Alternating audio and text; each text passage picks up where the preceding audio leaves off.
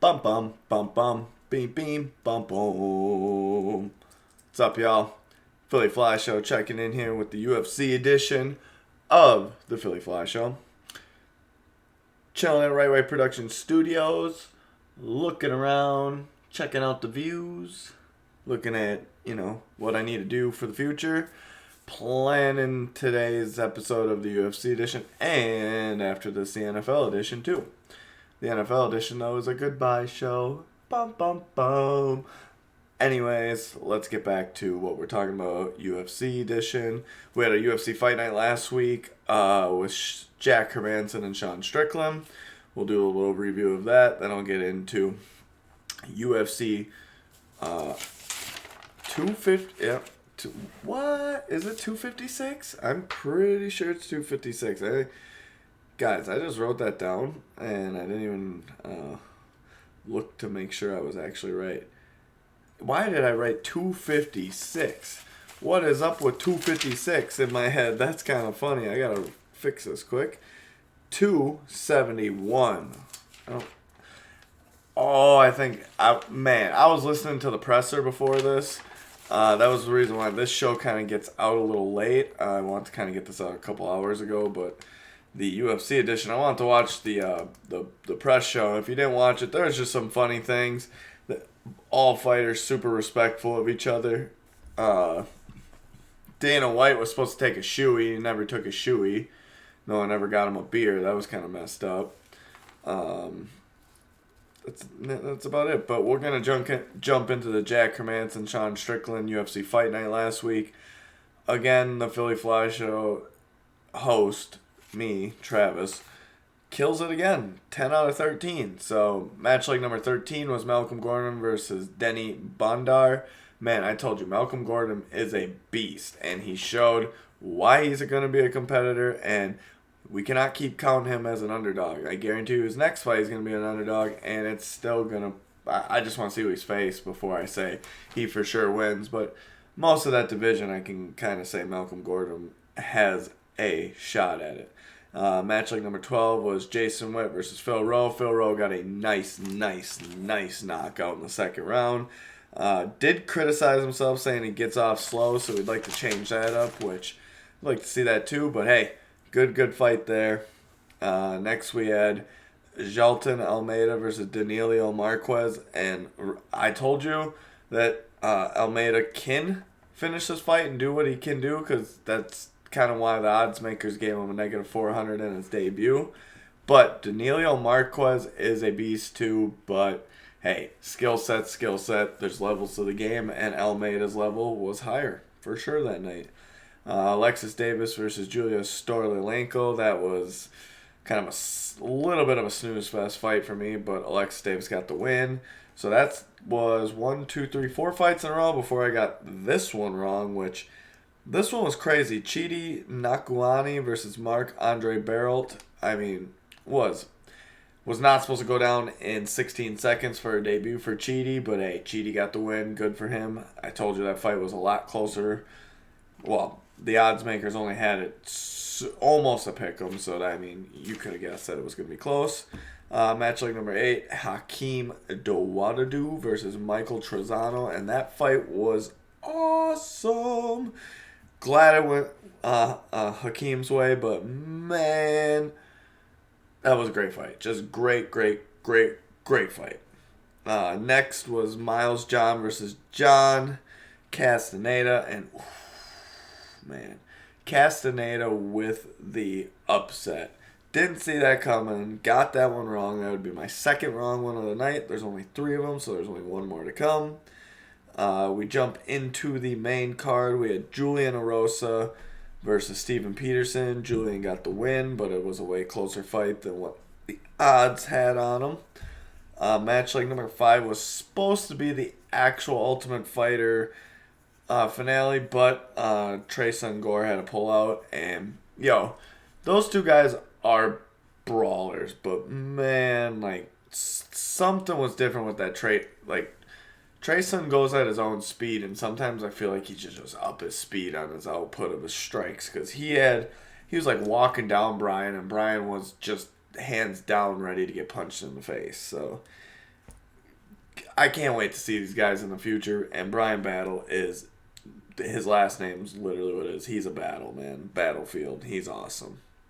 Match leg number 4 was my all your cash guy. And all your cash guy, if you listen to me, you got the money. And I told you guys, there's no way Brendan Allen loses to Sam Alvey. That's why it was negative $400 to win $100. But I would have been, if I would have had any stack of money, I would have been down there putting that on there because that was just woo. All right, Shavkat Ramanov took out Charleston Harris pretty convincingly. First round knockout like we figured, and then he called out Michel Pereira, which was good call out because that's a guy you can get up in the rankings too, and just a good call out. I think Ramanov or Shavkat wins that fight. Now, Peniel Soriano versus Nick Maximov. That was crazy good fight. Close fight. I'm not saying it could have went either way. I'm not saying Nick didn't win either. I just loved the fight, but I wasn't paying attention to it that well, so I could not tell you who actually won that fight without me actually, putting my scorecard down. I didn't have a scorecard on that one. And we jump to the main event of the evening. Look, Sean Strickland. Look, man, main event. No, kind of did get to his head. I won't lie because he didn't put the output I thought he was going to. But him and Jack Hermanson did put on a good fight. Jack just showed what he's lacking in the middleweight division, whereas Sean is just killing it, man. Just absolutely killing it. I could see Sean fighting like 3 different people. Loser of Cannonier, Brunson. Loser of Whittaker, Adesanya. Or there's one other one that I really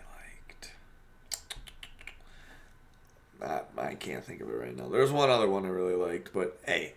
Oh, Marvin Vettori. That was the other one. Could see that one coming too. But hey. Sean Strickland deserves top 5 guy or someone that can get him to that title shot. So now the parlays were lame because each parlay had every winner besides the one lost with Johns, and then the other one I had Soriano on, and that just bleh. And $100 guy got you $75 too. So you got some good drinking money if you listen to me. And yeah, how you guys liking it? How you guys liking UFC back in action? Because UFC 271 is bringing the second fight of Adesanya and Whittaker. Does this fight go down the exact same as last time? Second round finish for Adesanya? I don't know, man. Whittaker's put in the work. I get that. I'm understanding that. But the strike game is still going to be as on point for Izzy. I don't want to say I don't see a route for Whittaker winning because I do if he kind of, if he can get Izzy to the ground, which isn't going to be easy, and if he can just strike with him. He did a bit in the first fight, but every time you could see the power difference. So, man, good fight. Good fight coming up. 15 leg match leg here in this UFC 271. The first fight of the night is a guy that has this as his real name and is one of Izzy's kind of guys from City Kickboxing. Dude's put in the work, and I'm convinced he's going to put in a good fight. Now, the guy he's fighting is named Jeremiah Wells, and the guy that this is his name is Blood Diamond. Yes, not joking. Jeremiah Wells is a negative 230 favorite. This is a welterweight fight. Blood Diamond as a plus 190 underdog. Look, if this is a striking matchup, which this could be, Blood Diamond gets the victory, and I believe he does. Do not miss this fight. Been told by multiple people not to miss this fight. Both these guys are going to show something. Either somebody's head's getting, whack. All right, match like number 14. We got Douglas Silva de Andrade versus Sergey Morozov in the bantamweight division. Douglas is a plus 180 underdog, whereas Sergey is a negative 220 favorite. Oh, Blood Diamond, Jeremy Wells fight, 3 out of 5 on the confidence there on this bantamweight bout between Douglas and Sergey. I am going to go Sergey with that negative 220 and confidence level there. We got 4 out of 5. All right, match like number 13, AJ Dobson versus Jacob Malcoon. Now, Malcoon is another one of those city kickboxing guys, but his win over Alcazar or Ali Hassan was pretty good. Don't get me wrong, but like big upset. Did not see that coming. It made him 4-1, so he's not got a lot of fights. AJ Dobson is 6-0, but he looks like a very good contender in the middleweight division. This is a pick'em at negative 110 each. I am leaned on the AJ side, but my confidence level is 1. So I'd go AJ Dobson, but hey, that's you could go Malcoon too if you want. Next is Carlos Alsberg versus Fabio Charant. Now, Fabio has been knocked out by 2 good people. He's put up somewhat of a fight, but hey, man, when you're fighting these guys up in the tops like this in the light heavyweight division, it's getting stacked up there. So now Carlos Alsberg does train at City Kickboxing too, which I know I just said this like 3 or 4 times, but City Kickboxing is going to be a big thing here tonight. But I'm got Carlos Alsberg is a negative 260 favorite, whereas Fabio is a plus 210 underdog. Man, I'm going Carlos all day. 4 out of 5 on my confidence. City Kickboxing's going big. They're not going full on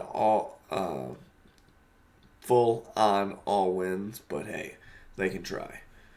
Match like number 11 is Alexander Hernandez versus Rene Moicano in a lightweight bout. Big fight here. I don't think either of these guys are technically ranked. Hernandez was ranked at one time. Rene Moicano was ranked in featherweight, but came up short a couple times and decided, since he's so big, because he's like 5'11", just huge guy, that the weight cut was getting to him, so he went to lightweight. Shown that at the beginning that his power wasn't there, but now he's kind of showing it. Rene Moicano is a negative 170 favorite, whereas Alexander Hernandez is plus 145. I'm going Moicano, 2 out of 5 on the confidence, so I'm not super confident in that one. But it's going to be a good fight for all of us to watch. Match like number 10, Mana Martinez versus Ronnie Lawrence. I'm pretty sure Ronnie Lawrence is making his UFC debut. Mana Martinez is a good fighter, but hey, this is a bantamweight fight that you don't want to miss. Plus 240 on Martinez, negative 300 on Ronnie. I'm going Ronnie on this one. 3 out of 5 on my confidence there. I got him later in the thing. We'll explain. A little foreshadow there. Match like number 9, we got William Knight versus Maxim Grisham, light heavyweight bout. Yo, man, William Knight's got power, so he might be a little shorter in this fight, but if he can get inside, which he usually does against these bigger fighters, he's going to knock out Grisham. So I'm going William Knight with a plus 145 underdog, whereas Maxim Grisham is negative 170. 3 out of 5 on my confidence level. William Knight gets the dub, even if it's a decision. All right, had to get some water there, guys. Match like number 8, Alex Perez versus Matt Schnell is a flyweight bout. It's a pretty big flyweight bout, actually, because if Matt Schnell can get a win, that'll get him up in that title contention, whereas Alex Perez is trying to get back there. He slipped up against Davison Figueiredo, which was his last fight in 2021.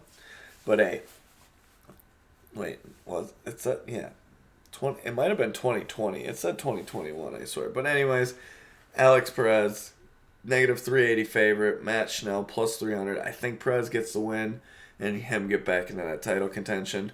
5 out of 5 on my confidence level that Perez gets a win there, because I don't see Matt Schnell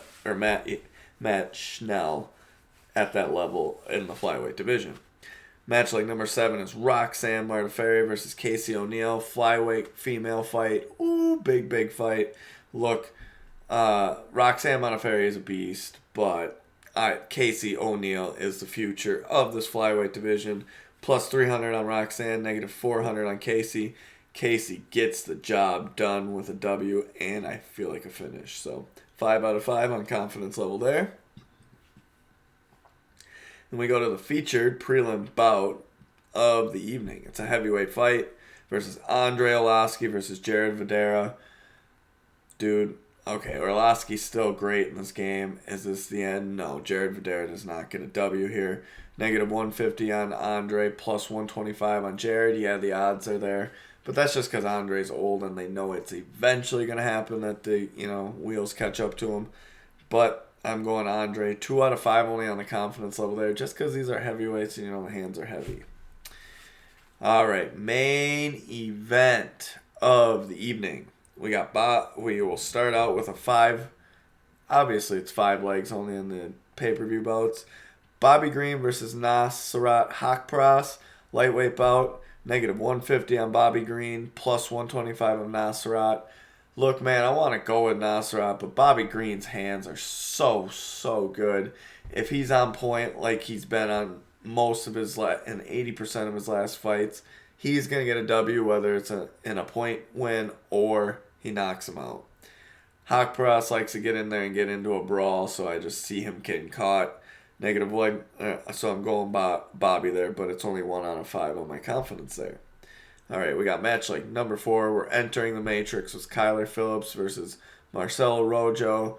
Kyler is a negative 420 favorite, but don't let that fool you. That dude came up short against Pavea, who Pavea, kind of tried to bring it to Sean O'Malley and ended up getting finished. Marcelo Rojo made his UFC debut against a tough opponent. He's a plus 330 underdog, and Kyler's a negative 420 favorite. Bantamweight fight. 3 out of 5 confidence level. Kyler gets the job done, but hey, he's come up short before. All right. Big middleweight fight in the third match leg. We got Jared Cannonier versus Derek Brunson. Middleweight fight, negative 170 on Jared Cannonier, plus 145 on Derek Brunson. This fight could get you into the title shot completely, or, couldn't. No, I'm just kidding. Yeah, Brunson gets a win. He gets a title shot. Jared Cannonier gets a win. I can't guarantee he gets a title shot, but he's super close. So, I'm going Jared Cannonier. I don't think Brunson gets a win there. I think his streak comes to an end. And then we got co-main event, Derek Lewis versus Tai Tuavasa. Negative 190 favorite on Derek Lewis. Tai Tuavasa is a plus 160. Hey, man, Tai can get knocked out. Derek can get knocked out. They're going to knock each other's heads off in the first round, it sounds like. And they're going to have fun doing it. I'm leaning on Tai winning just because he can get technical. So can Derek, but it just seems like it's going to be a brawl. And I'm thinking Tai comes out on the other side of it. Plus 160, like I said, on Tai. But my confidence there is only 1 out of 5. Jared Cannonier, Derek Brunson fight, 2 out of 5 on confidence level there. So we get to the main event of the evening. Israel Adesanya versus Whittaker 2. We get this again. It's going to be a big fight. Negative 280 on Adesanya to win. Plus 230 on Whittaker. I'm not telling you who to bet on. I'm telling you who I'm betting on this right now. I'm going Izzy. Why? Technical striking. Do not think he's going to get taken down because we've seen some of the best try to take down Izzy and it doesn't work. Jan was the only one because, that's a whole different realm of, light heavyweights compared to middleweights. Anyways, Izzy gets a win. Izzy gets a finish. Bobby Knuckles will have to go back to welterweight division if he wants to keep fighting because the middleweight division will move on from him. And that is your dagger. All right, y'all. I got a couple parlays here. I'm going shorter on one, going 4 leg on one and 3 leg on the other. The 3 leg one is a risky one. The other one's more of the favorites.